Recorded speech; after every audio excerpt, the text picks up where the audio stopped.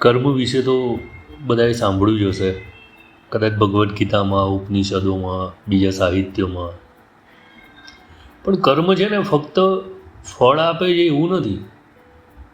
કર્મ છે ને, કર્મ તો ફ્રીક્વન્સી પણ બદલી નાખે. કર્મનો જૂનો મતલબ કે તમે જે કરો ને એ તમને પાછું મળે. પણ ક્વોન્ટમ ફિઝિક્સ શું કહે છે? તમે જે વિચારશો ને, જે વાઇબ મોકલશો, જે ઇન્ટેન્શન રાખશો, એ બ્રહ્માંડમાં તરંગ બનીને તમારી તરફ જ પાછું વળે.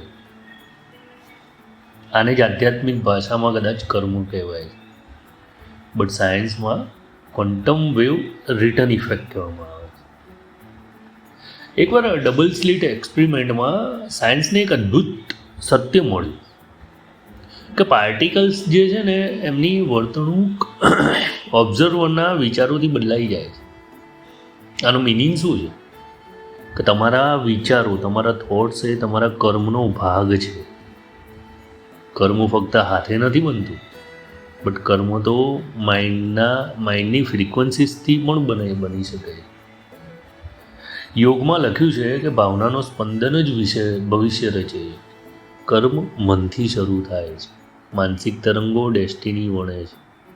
તો સાયન્સ પ્લસ સ્પિરિચ્યુઆલિટી એક જ સત્ય ઉપર આવી રહ્યા છે કે કર્મ is equal to action plus emotion plus frequency.